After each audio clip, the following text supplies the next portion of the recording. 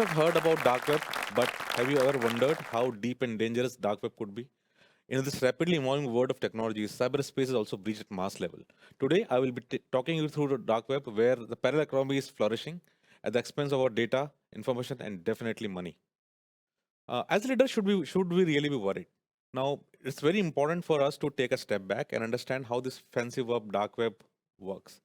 It is a very fascinating word where we have to understand first what is an internet, what is a dark web. So to understand internet is something which is very easily accessible. You can search something on Google about anything which we need. Things can be posted, content can be very easily accessed by any organization or any person. You can trace it on the internet. But when you come to dark web, it is not very easily accessible. Now you cannot search things as you can search things on Google or any search engine. It needs a very special software to access, such as Tor. A distributed, it is a very kind of a distributed network which is not possible to trace the origin of data. That specifically thing makes it very dangerous. Now, just for the sake of you are not able to trace back to a specific person, it becomes very lucrative for criminals. Now, what you can do on that? You can identify. You can do sell counterfeit goods. You can sell drugs. You can sell weapons. We have seen companies confidential data being sold. We have seen the hackers are hired for money over there. We have seen people who are doing cyber and corporate espionage activities very effectively working out from the dark web side. Now, it's very important to understand that this operations is not very different from a Bollywood or Hollywood movie. Now, in a movie, how would a criminal gang operate? They will have their accomplices, they will have their people working around the place, and the same thing you have these things on the cyber world as well. Now, to understand the motivations, first of all, every crime must have a motivation. Now, in term of cyber world, we have few motivations which we are able to see over here.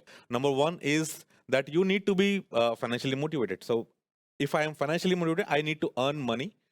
How do I earn money? How I can earn money by extortion, by blackmailing, by stealing and selling data. Now, in a physical world, what you will do, you will do similar activities on a physical level. In cyber world, what you will do, same activities on the internet. Blackmailing happens on the internet. We have seen it many times. Now, what else? You can have there are people who are running on the nation state. Like we have on physical world, we have spies who come from a country to a different country and spies and get information from that country. Over here, there are virtual spies, so they will infect your computer, your PCs, and then from there the data is being extracted. And with that data, it is something which information they would like to have. That is very important to have a nation state kind of angle on that.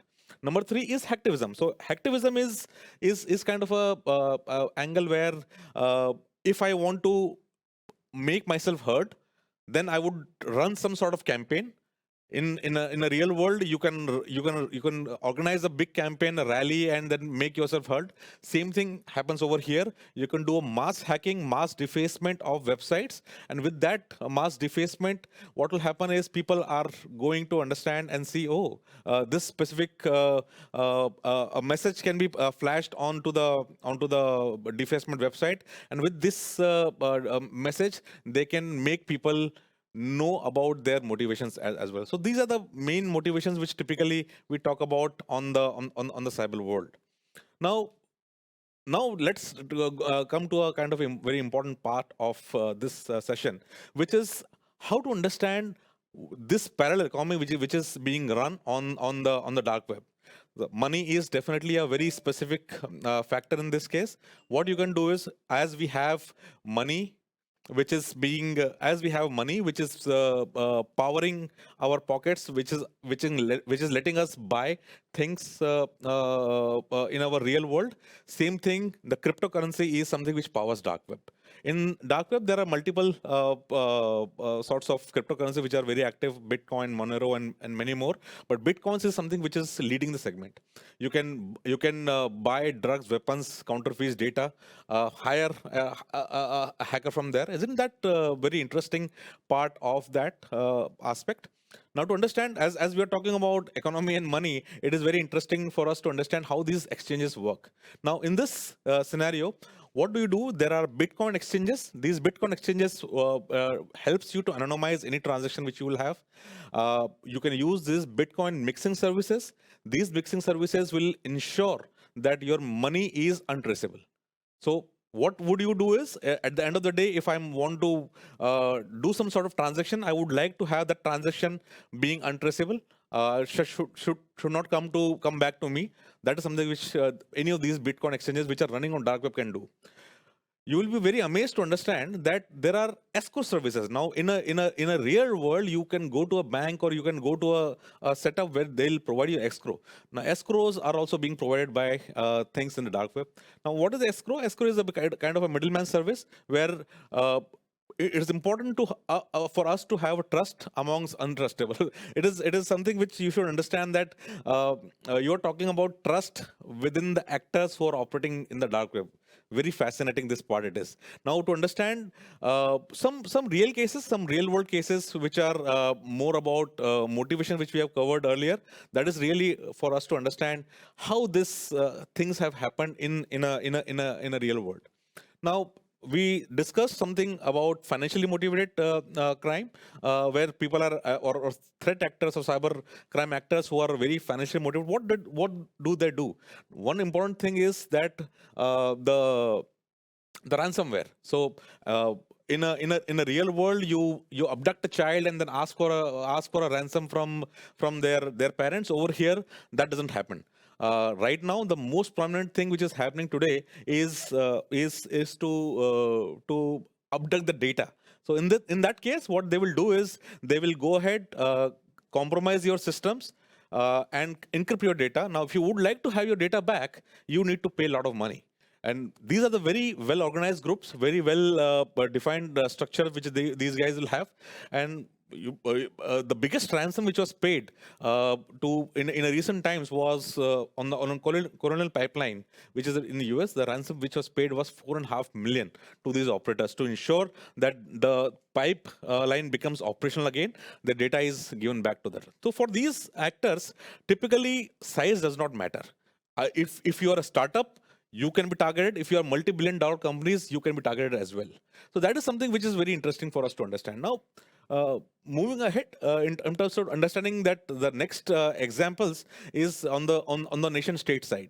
So there are numerous groups which are normally tracked as APT groups. APT stands for Advanced Persistent Threat. Now, these groups typically operate from various countries. The very famous groups are either from North Korea, China, Russia, and many other nations. Now, we all know that right now there is a Ukraine Russia conflict is going on, and in that conflict we have seen excellent, or I will not say excellent, we have seen a kind of enormous amount of uptick on these cases. Where the Russian side were trying to attack on the Ukrainian side, and similar vice versa, and the groups across the world was also got involved in that. So basically, geopolitics is something which is very important. Idea is to make sure you track and attack your opponent, and then keeps the attack ongoing. Now, we all understand this, that they are saying that the big war will be fought digitally, not on the physical terms. Activism I think it's a more of an issue-based attacks. Happens across the world. For example, if there is a World Cup going on now, people don't like the sponsors. If a big organization is sponsoring the World Cup, and they have said something which is objectionable, there will be a mass movement against them, and then there will be attacks on their infrastructure and their properties as well. Recently, we have seen that many Indian organizations were targeted by Indonesian Malaysian hackers in a retaliation to a comment which was which Indian political party member has stayed on television. So that was a very big incident which we have seen. Number two is of BRICS, which we have seen that now BRIC is a movement against five major economies, which are Brazil, Russia, India, China, and South Africa. Now, under these operations, the attackers claimed to have targeted multiple organizations, and these nations they have released very sensitive data as well. That is very interesting to how these attacks typically go ahead and work it out. Now, it is for us very important to understand how not to become a victim, because the way these things are going on in these area right now, it is very easy, and anyone and everyone can very easily become a victim of that. So I'll just share few topics over here, or few things by which you can understand. Just try to safeguard yourself during the process. Now, being an organization, being a leadership, see if you can invest in AI and ML, artificial intelligence, machine learning. So with this thing, what is happening is that we have loads of data which we are trying to capture at this point of time. And with this data, any adversary action can be simulated into a natural response. And with that response, you can train to your effectively your teams to handle such kind of attacks.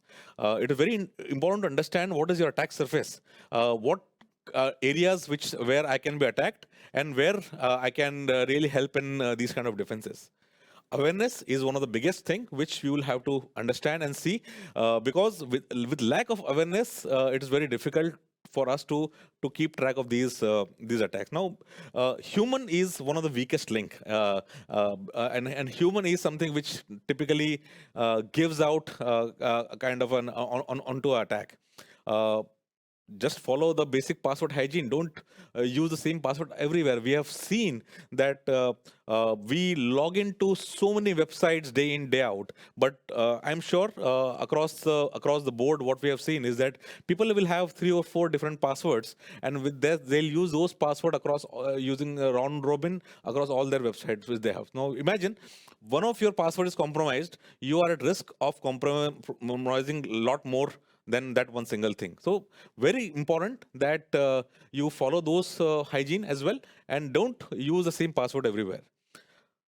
Know the attackers, and the understanding is that anyone can be attacked. That's what I've mentioned earlier as well, that don't ever think that I am just a small person in this company, or I don't handle any sensitive groups within the organization, so I cannot be attacked. That is wrong. Maybe as a leaders, you would have to give your employees kind of a good awareness, where even a smallest person who has access to internet from your office can be attacked. Make sure they are aware, make sure they understand the need of this specific activity, and they are generally take care of these things. Monitor in terms of identifying the how you can monitor things, either by your own teams, or taking help of service provider who would help you to monitor things which are happening against you. A lot of times you yourself will not know that how much of your information and data is being leaking out. If you understand that part, keep that monitoring in place all the time. And with that monitoring in place, you will have to understand that your overall security posture will increase. Integrate cybersecurity as one of the core pillars, not as a regulatory compliance. We have seen that a lot of people, or a lot of organizations who are actually running a cybersecurity programs, are doing various activities just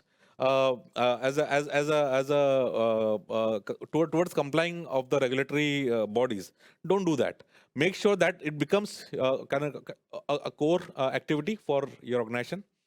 Just ensure that there is a lot of time while you're designing the product. The cybersecurity and functionality should come into your system by design. It should not happen that you are doing a patchwork afterwards.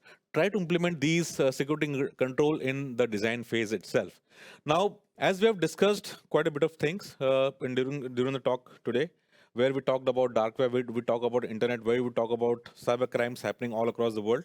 It is important for us to understand there are two levels where you have to understand, two levels where you have to take care of your security.